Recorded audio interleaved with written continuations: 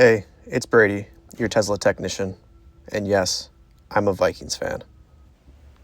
I know, you're shocked. It's almost like you didn't expect a guy who spends his days fixing the future of cars to also be emotionally invested in the past of football, specifically the Minnesota Vikings. But here we are. And before you ask, no, I'm not talking about the actual Vikings, the ones who sailed across icy seas with their swords, axes, and those glorious, majestic beards.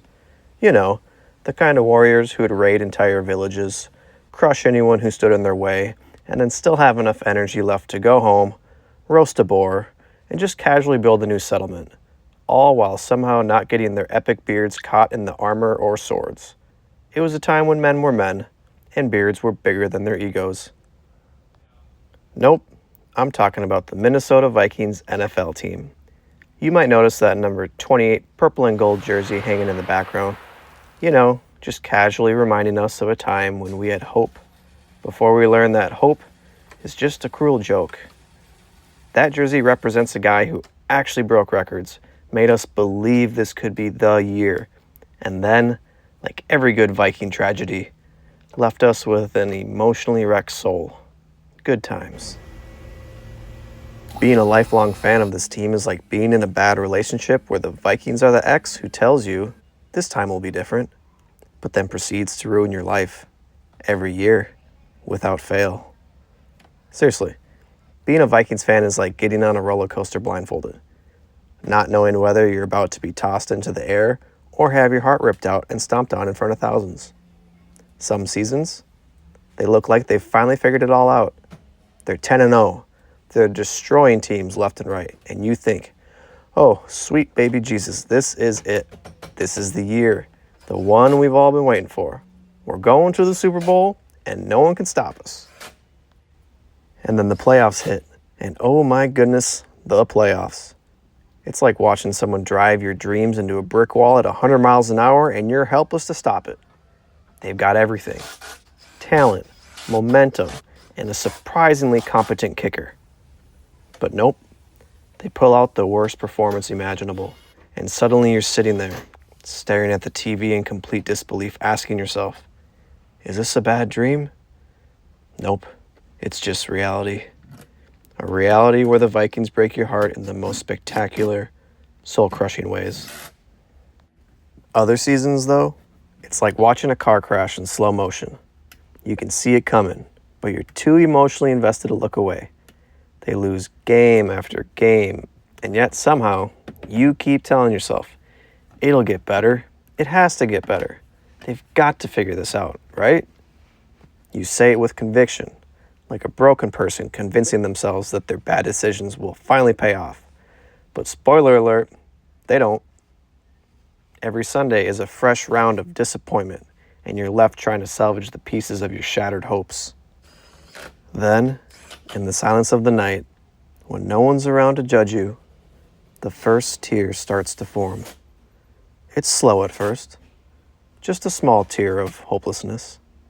But deep down, you know what it means. It's the moment where your heart breaks just a little bit more. Your wife, who's seen this cycle for years, asks if everything's okay. And, like the expert liar you've become, you say, yeah, it's just a game.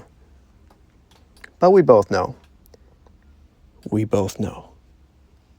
It's never just a game. It's a lifetime of broken promises wrapped in purple and gold. And you know what? Despite all of this, despite the heartache, the crushing defeats, the eternal, unrelenting cycle of optimism followed by despair, you'll still do it again next season.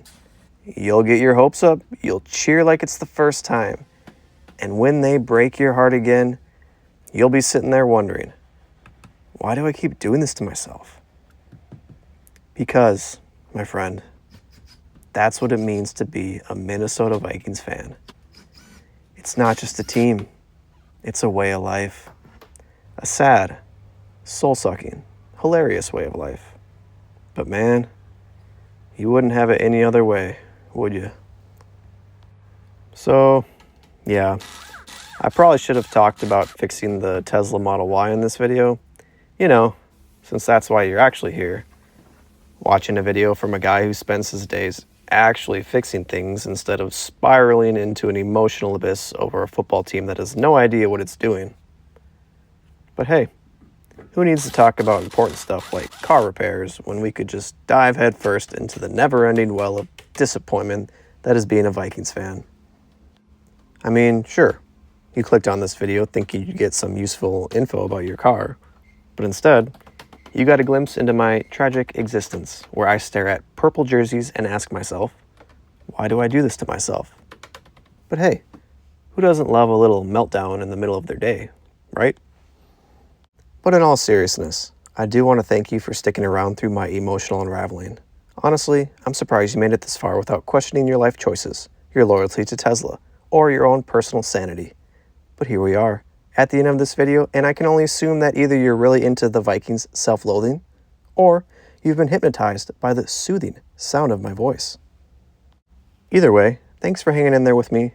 I'm sure you came for the car tips, but hopefully you at least got a laugh out of my suffering. So yeah, next time, maybe I'll actually talk about the Tesla, or maybe not. Who knows? Stay tuned for more content where you might learn something useful, or you'll just be left wondering why you watched this video at all. Either way, I appreciate your time, I guess.